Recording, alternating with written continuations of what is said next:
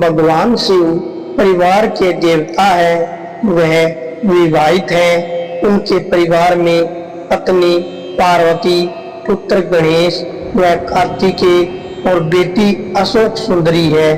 जहाँ कैलाश पर्वत पर वह सहपरिवार रहते हैं, वहीं अकेले शमशान में रहने के कारण शमशान के देवता भी माने जाते हैं। आखिर क्यों भगवान शिव ग्रस्त होते हुए भी शमशान में रहते हैं? सनातन धर्म में सावन के पवित्र माह को भगवान शिव का महीना माना जाता है।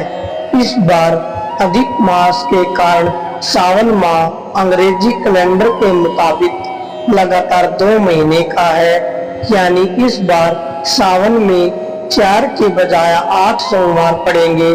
अभी सावन का महीना चल रहा है। इस महीने लोग पूरी मनोयोग से शिव की आराधना करते हैं। शिव के अलग अलग स्वरूपों की इस महीने पूजा की जाती है। शिव अपने कई स्वरूपों में एक शमशान के देवता भी है। वह ग्रस्त है लेकिन शमशान में निवास करते हैं। आखिर ऐसा क्यों है कि शिव शमशान में रहते हैं? इससे वह संसार को क्या संदेश देना चाहते हैं? जानते हैं आपके मन में आए ऐसे ही कुछ सवालों के जवाब। सनातन धर्म में भगवान शिव को सबसे रहस्यमयी देवता माना गया है। उनकी वेशभूषा ब्रह्मदेव और भगवान विष्णु से बिल्कुल अलग है। शिव पुराण के अनुसार ग्रस्त शिव जी के परिवार में माता पार्वती, भगवान गणेश, कार्तिकेय और नंदी शामिल है। ग्रस्त होते हुए भी उनका स्वरूप एकदम उल्टा है। जहाँ वह कैलाश पर सहपरिवार रहने के कारण कैलाशपति कहलाते हैं, वही शमशान के एकांत में रहने के कारण उन्हें शमशान का देवता भी कहा जाता है। वह कीमती वस्त्र और आभूषणों के बजाय विद्या की भस्म धारण करते हैं। सबसे पहले समझते हैं कि भगवान शिव शमशान में क्यों रहते हैं। शिव जी को सामान्य तौर पर परिवार का देवता कहा जाता है, इसलिए ज्यादातर गृहस्थ लोग शिव परिवार की प्रतिमाएं या तस्वीरें अपने पूजा घरों में रखते हैं। लेकिन वे सांसारिक होते हुए भी शमशान में रहते हैं। दरअसल पूरा संसार या आपका परिवार मोह माया का प्रतीक है, वही शमशान वैराग्य का प्रतीक माना जाता है। अगर आप किसी के अंतिम संस्कार में शामिल होने के कारण शमशान गए होंगे तो आपने यह जरूर सोचा होगा कि जिंदगी भर की भागदौड़ का अंत यह है। सनातन धर्म में इस सोच को अक्षरिक वैराग्य कहा गया है।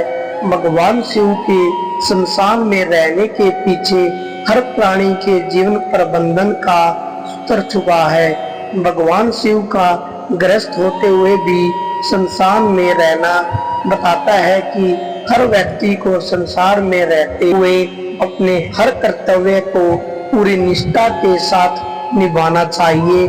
लेकिन इसके लिए मोह माया में बंधे रहना जरूरी नहीं है। आसान भाषा में कहें तो शिव का यह स्वरूप शिक्षा देता है कि जीवन में सब कुछ करते हुए भी मन और आत्मा से वैराग्य को धारण करना चाहिए। यह संसार नश्वर है, इसलिए आपके जीवन में मौजूदा हर चीज एक दिन नष्ट हो जाएगी। इसलिए संसार में रहते हुए किसी भी से मोह नहीं रखना चाहिए। इंसान को किसी भी सुख या चीज से मोह नहीं रखना चाहिए। इसमें एक और सीख छुपी है कि अच्छी और खराब परिस्थितियों में व्यक्ति को संभाव रखना चाहिए। शमशान में रहने के पीछे क्या है? धार्मिक मान्यता। शिव के शमशान में रहने को लेकर धार्मिक मान्यता भी है। दरअसल सनातन धर्म में शिव जी को सृष्टि का संहारक माना गया है। मान्यताओं के अनुसार यह सृष्टि बनती है और बिगड़ती रहती है। भगवान ब्रह्मा सृष्टि की रचना करते हैं, भगवान विष्णु सृष्टि का पालन करते हैं, वही भगवान शिव कलयुग का अंत होने पर सृष्टि का संहार करते हैं। वही हम सभी जानते हैं कि शमशान में जीवन का अंत होता है, वहाँ सब कुछ भस्म हो जाता है। इसलिए शिव जी का निवास ऐसी जगह है जहाँ मानव शरीर, उस शरीर से जुड़े सभी रिश्ते, हर मोह और सभी तरह के बंधन खत्म हो जाते हैं। जीवों की मृत्यु के बाद आत्मा शिव में ही समा जाती है। इसलिए शिव शमशान में वाते हैं और शमशान के देव कहलाते हैं। चिता की भस्म ही क्यों धारण करते हैं महादेव? आपने कभी सोचा है कि महादेव अपने शरीर पर भस्म ही क्यों लगाते हैं? वह भी किसी लकड़ी की भस्म नहीं बल्कि चिता की भस्म ही क्यों लगाते हैं? धार्मिक मान्यता के अनुसार भगवान शिव को मृत्यु का स्वामी माना गया है। उनके अनुसार शरीर नश्वर है और एक दिन जलकर भस्म में बदल जाएगा।